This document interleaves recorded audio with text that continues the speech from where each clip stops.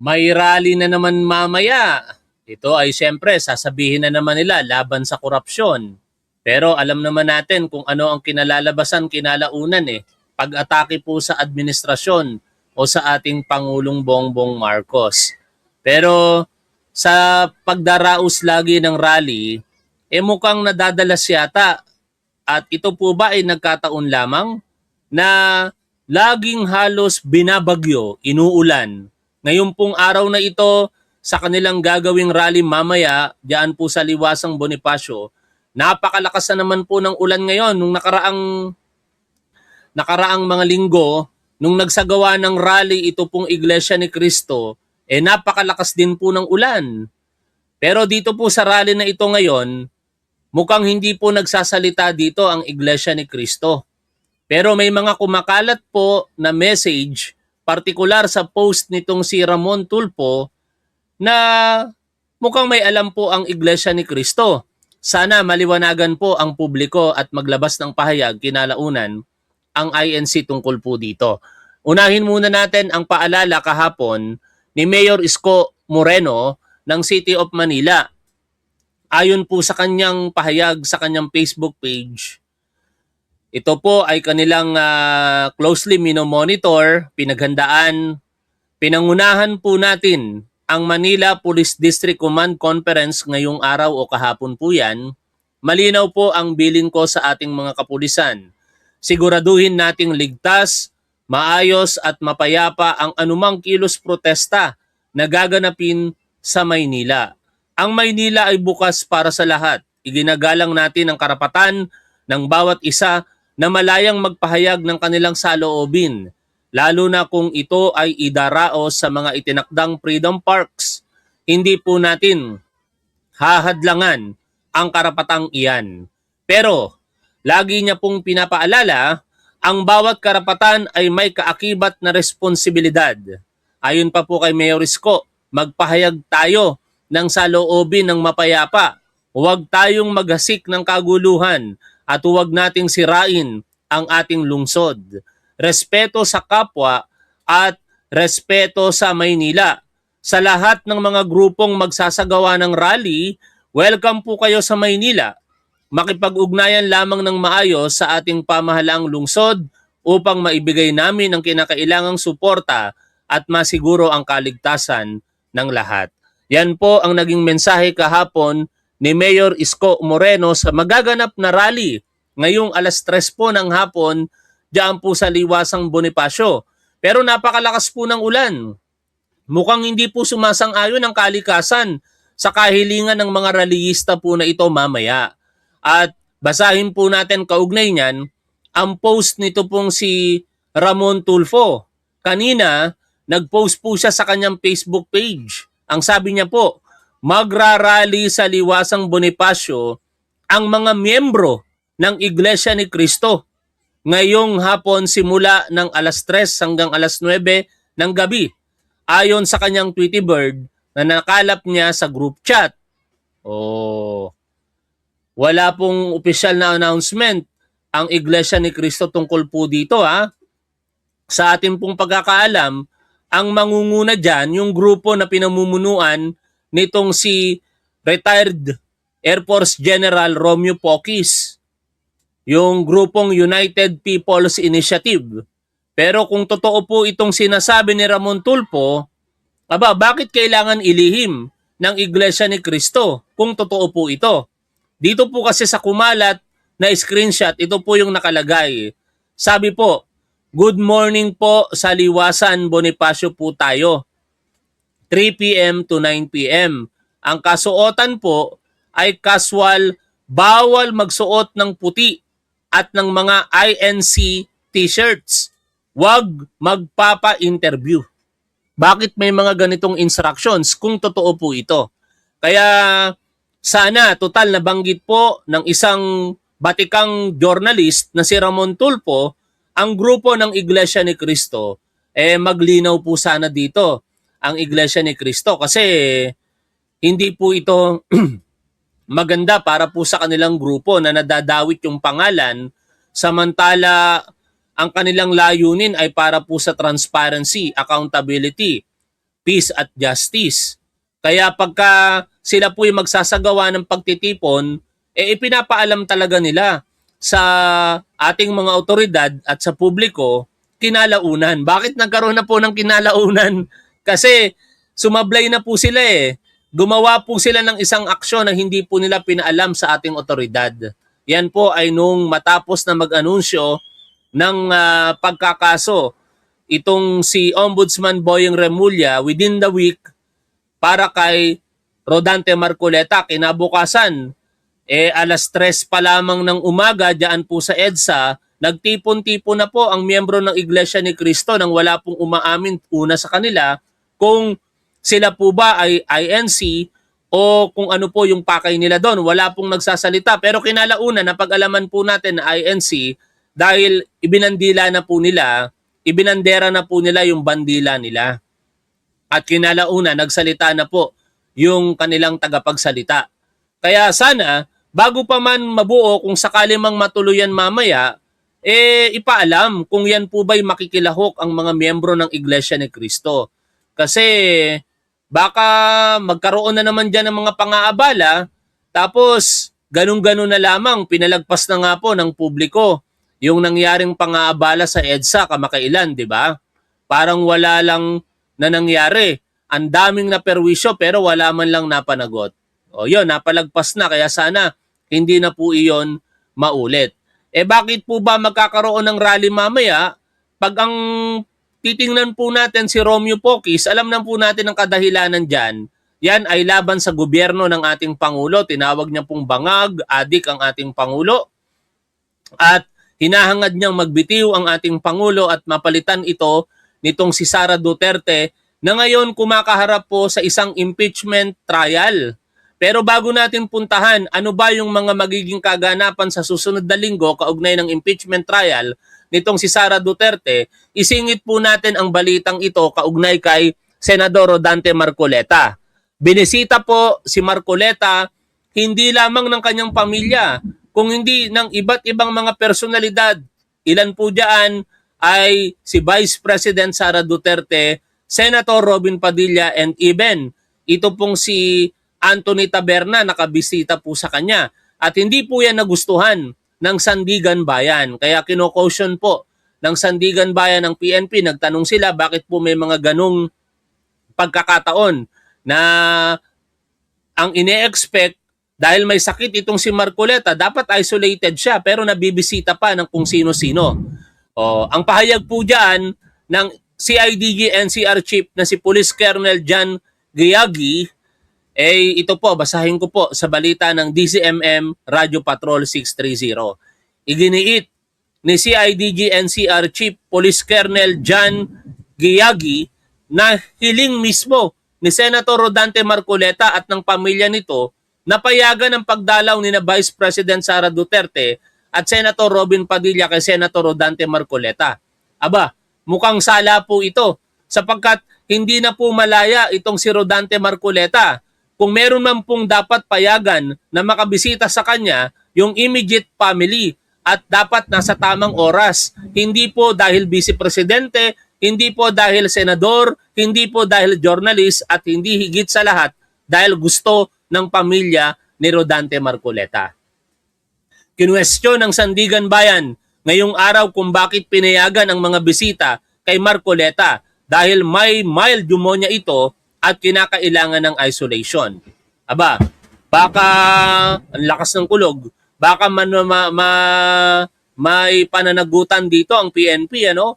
Kasi alam naman po natin na kung ordinaryong nakapiit or person deprived of liberty ang subject po dyan, definitely hindi po yan madadalaw ng kung sino lamang. Pero porket po ba si Senador Rodante Marcoleta at kagustuhan ng kanyang pamilya na kadalaw si Sara Duterte at Robin Padilla ay papayagan po ng PNP. Malalagay na naman kayo sa hot seat niyan, mga ginagalang po naming kapulisan. No? Sana malinawan ang publiko tungkol po diyan kasi mali pong katwiran itong narinig po natin sa balita na ayon po dito kay Colonel Giagi ay dahil gusto ng pamilya ni Rodante Marcoleta na makadalaw si Vice President Sara Duterte at Robin Padilla. Hindi po pwede yun. May mga pamantayan po tayo sa pagdalaw kapag ka nakakulong ang isang tao o siya po ay person deprived of liberty. Ngayon, punta po tayo, ano ba ang magiging kaganapan sa impeachment trial sa susunod na linggo dito po sa kinakaharap na trial na ito ni Sara Duterte? Pakinggan po natin ang interview sa tagapagsalita po ng impeachment court na si Atty. Tonggol. At ito na nga po. Salamat na marami. We appreciate po ang panahon na ibinibigay po sa ating programa ni Atty.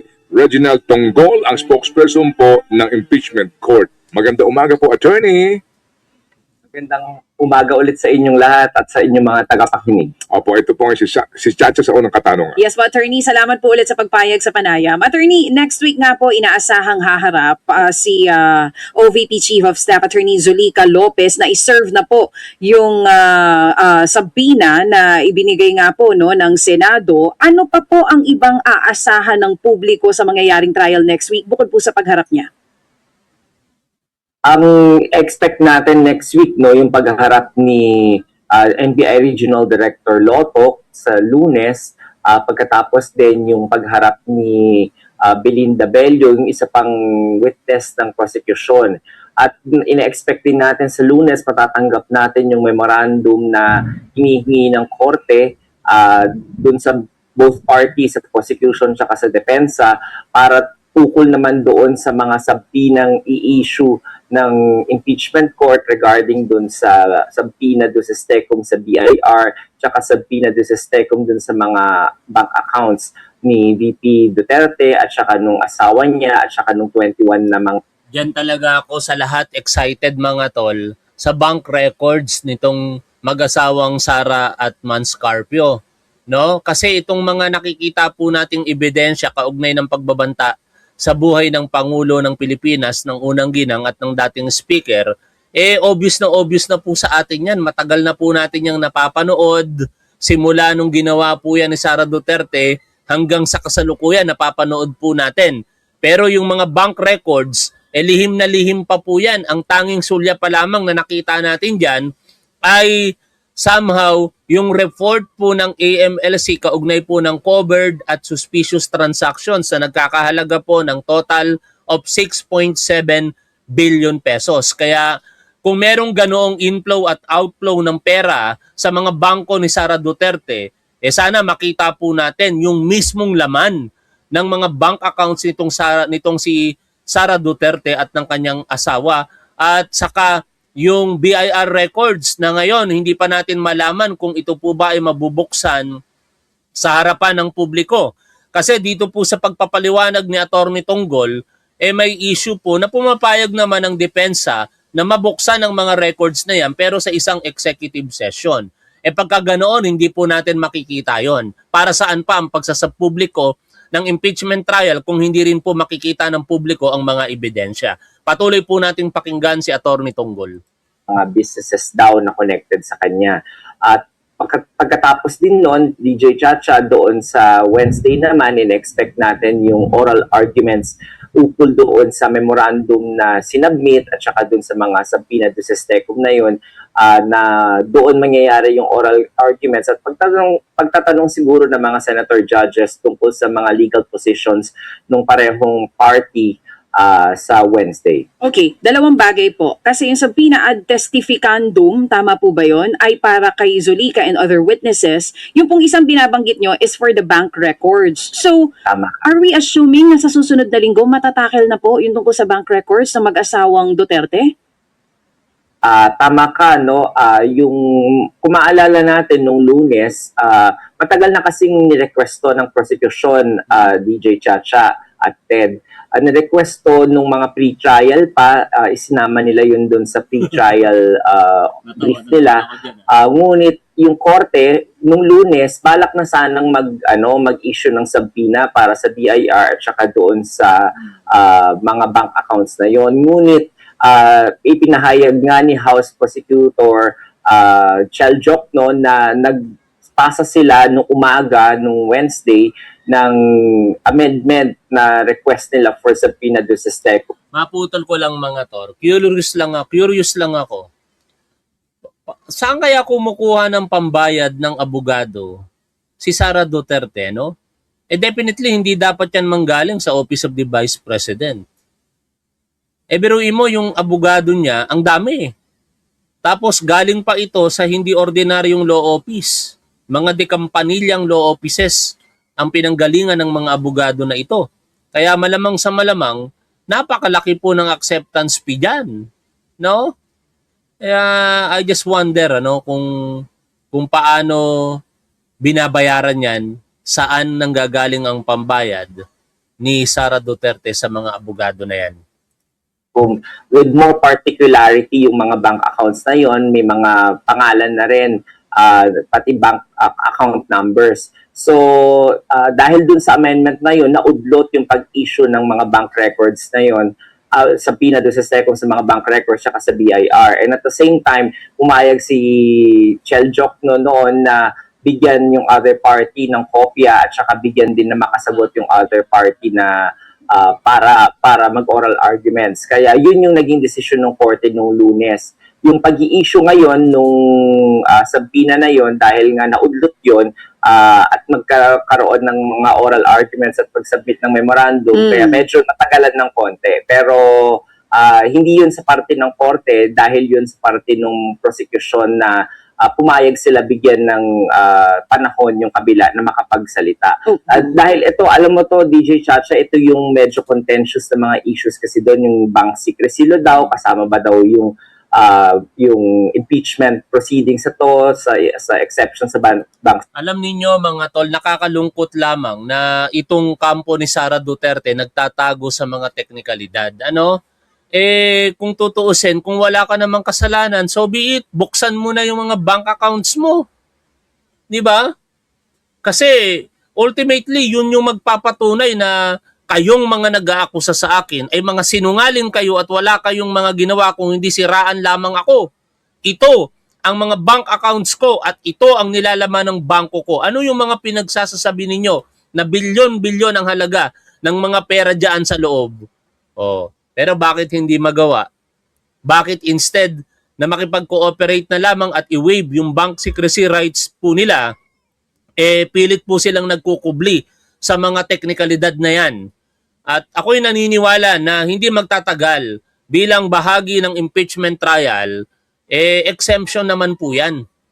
Sinasabi ng mga nagpapaliwanag pong mga abogado na kapag ang subject ay impeachment trial at yan nga po ang ebidensya, hindi ka pwedeng magkubli sa bank secrecy law. Tingnan natin kung mangyayari yan mga tol. Secrecy law, may right to privacy daw yung depensa, si VP Sara at saka yung asawa niya at yung mga businesses daw na yon, na hindi pwedeng isiwalat sa publiko ng basta-basta. Ito din yung pag-uusapan, kung maaalala ninyo na pumayag yung depensa, buksan yung box naman do sa BIR, pero ngayon diretso ng pinapasampi na yung BIR Commissioner para i-produce yung mga same income tax returns na yon.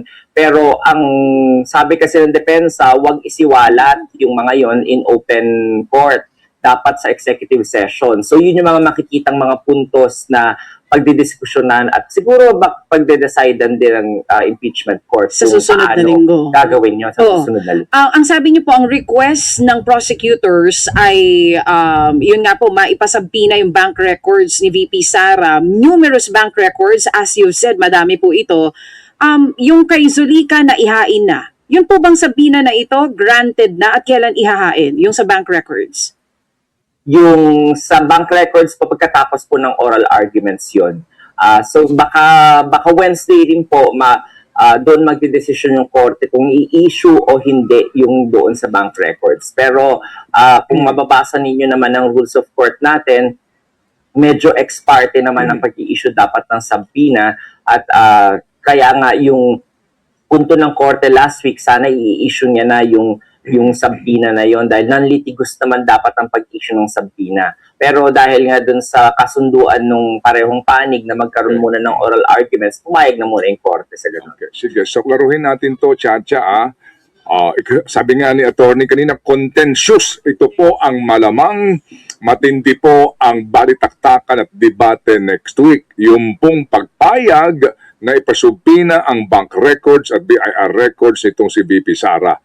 Sir, yung chair po dito, magsasarili ba muna ng kanyang ruling after hearing the sides ng mga nag-aargumento? And then, kapag po ba nag-rule ang chair, kung sakasakali lang po, pwede pong kumontra ang mga miyembro ng court at mauwi ito sa botohan? Tama ka dyan, Ted, no? Parang nagbasa ka ng rules. Yun talaga yung nakalagay sa rules, no? The chair... Tapos ang tanong lang, di ba sabi nila 16 votes para makonvict si Sara? Bakit hindi nila gawing botohan tulad ng pag-elect sa SP? Siguro pwede naman yung kasi di ba senador ang makukonvict or acquitted. Hindi pwede yun, tol Hudas na gunggong. Ang pinaniniwalaan kasi, kinakailangan ng 16 na mga senador para makonvict si Sara Duterte. At kung hindi makukuha ang bilang na 16, hindi po siya makukonvict, mauuwi po yan sa acquittal. Hindi yan ordinaryong botohan lamang katulad ng paghahalal ng Senate President or ng simple majority. At yan po yung pinapaliwanag ngayon dito ni Atty. Tonggol, kaya patuloy po natin pakinggan.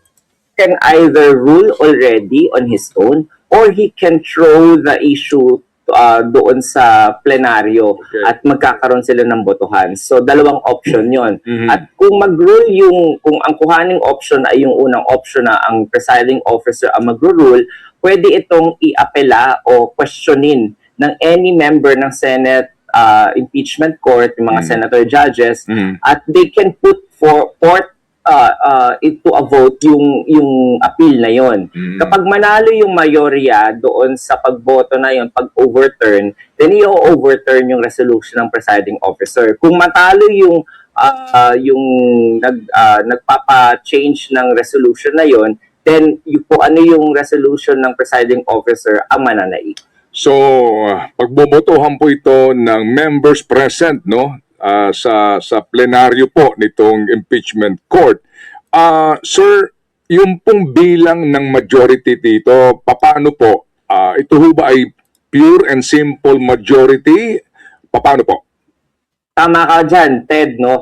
Para sa mga ordinary na mga ganyang mga desisyon, ito lamang ay simple majority. At base lamang ito sa quorum nung nandoon sa proceedings ng impeachment. Hindi kinakailangan yung buong full court. So kunwari, 20 lang ang umattend nung mga panahon na yon, ang majority lamang ay 11. Hindi po yung 13 na sinasabi nating majority. Okay, kapag hubag ganyan na meron na pong ruling, halimbawa lang po, kasi baka mangyari ito, so nag-rule yung chair, may kumontra dito, sinabihan na pagbotohan natin to at manalo po yung majority. Alright, regardless po kung anong desisyon, yung pong kagaya na nangyayari sa regular po na mga sesyon na may mga appeal-appeal pa ang mga miyembro. Meron pa hubang ganun pang debate o final na po yun? Final na po yun kasi ang pinaka-appeal na po ng impeachment court is already the contrary opinion of the plenary. Kunwari po mag-rule si presiding officer na i-grant po yun, tapos may tatayo doon na i-a-appeal niya yung granting na yun, sasabihin niya wag i-grant. So magpagbobotohan po yung motion na yun na wag i-grant. At kung manalo yung motion na yun, then ma-overturn po, mababaliktad yung presiding officer sa resolution niya. Sige. So, ganun po yun. Opo. So ito rin po, para klaro ha, kasi po kapag nanonood tayo, minsan naguguluhan tayo kung tama ba yung sinasabi ng isa o tama ba yung ruling ng chair dito. Kapag ho ba ganyan, Sabi ni Seven Samurai, top 1, the Constitution did not expressly said 16 to convict. It said 2/3 of all members. Kanya-kanya kasing interpretasyon yan eh. At hindi naman sa akin ang galing yung sinasabi natin. Even ang Senate President, even ang Senate Presiding Officer, even si Senator Lacson, they believe that the required votes ay 16. No? At unless yan ay dalhin sa Korte Suprema, may mag-question, baka gusto mo, Seven Samurai, o kaya kung sino man po sa inyo na may kakayahan, pwede naman pong gawin yan para once and for all, makapag-decide ang Korte Suprema kung ano ba yung tamang bilang. Kasi sa paniniwala mismo ng mga senator judges, 16 ang kailangang bilang. At ako, I believe, 16 din. No? Naniniwala ako sa posisyon ng mga binanggit nating senator judges na 16 ang kailangang boto para po ma-convict itong si Sara Duterte. Yung arguments na paano kung makulong ang mga yan, may mga instances pa nga na baka mamatay, hindi natin masasagot yon unless makapag-decide ang Korte Suprema. Kasi yun yun yung nasasaad sa paniniwala o sa batas na pinaniniwalaan ng mga senator judges. At ako'y nag-a-agree sa kanila regardless kung ano po yung inyong opinion doon po sa numero na yan. Ano? Tuloy po natin pakinggan. Ito pong sinasabi dito ni Atty. Tonggol. Bago magbotohan, meron na po magsasabi na I will have to explain my vote bago tayo magbotohan para makumbinsi ko yung mga kapwa ko dito, Senador, doon sa boto ko. O ito ho ba simple lang na ayes and nays o ang explanation of vote after the votation? Nagbasa ka talaga ng rules mo, Sir Ted. Simple yes and nays lang dapat, no? Pero of course depende yan doon sa presiding officer. Sometimes and actually most of the time the presiding officer will let a little debate happen. But top one, if iba mag-file other than senator, sasabihin ng Supreme Court hindi qualified at ma-dismiss lang ang kaso. Ay hindi po. No? Kasi yan po ay concern nating lahat. Hindi po yan katulad nung isinampa nung teacher na gustong magdesisyon ng Korte Suprema kaugnay ng quorum noong June 3, 2026. At kung tutuusin, pwede rin naman siyang makapasok doon kung naging tama yung kanyang arguments Mali lamang po yung argumento ng teacher kaya hindi na panigan yung kanyang argumento. Kasi ang sinasabi niya lamang doon, mag-decide ang Korte Suprema sa quorum, pero hindi niya inilagay yung locus standi kung tawagin or legal standing niya para maghabla sa Korte Suprema. Dito, usaping impeachment po ito. Ito po ay pondo ng bayan ang pinag-uusapan, tiwala ng taong bayan, paglabag sa konstitusyon, at iba pa, mga grounds for impeachment. At ang nakaposisyon po diyan ang Vice Presidente na posibleng maging presidente sa hinaharap. Proper arguments lang ang kailangan diyan. In fact, pinaramdam na nga po iyan ni Presiding Officer Senator Judge Chis Escudero na welcome ang sinuman na iakyat yan sa Korte Suprema para magkaroon ng kaliwanagan. At sinigundahan na rin yan ni Atty. Jesus Palsis. Nagtataka lamang ako dahil sila yung mga may boses sa harapan ng publiko, pero bakit ayaw nilang simulan sa kanilang mga sarili na questionin ito sa Korte Suprema? No, kasi sa totoo lang mga tol, kung ako'y abogado, sapat ang aking legal na kaalaman, ako na mismo mag-aakyat sa Korte Suprema nito. No? O baka naman ayaw lang nilang maging mabansagan ng ambulance chaser, no? Kasi may mga ganung abogado na nagpapasikat para lamang makakuha ng mga kliyente. I do not know. Pero para sa aking pananaw, ordinaryong opinion lang naman ito, kahit sino pong mga Pilipino, basta merong sapat na kakayahan at kaalaman tungkol sa mga prosesong ating pinag-uusapan, pwedeng questionin po yan sa Korte Suprema yung tamang bilang. No? Tamang bilang ng mga senador para malinawan kung ano yung tamang interpretasyon ng ating saligang batas. After all, hindi naman po yan ay ordinaryong kampihan Yan po ay interpretation ng saligang batas na ang tanging makakagawa lamang ay ang ating Korte Suprema.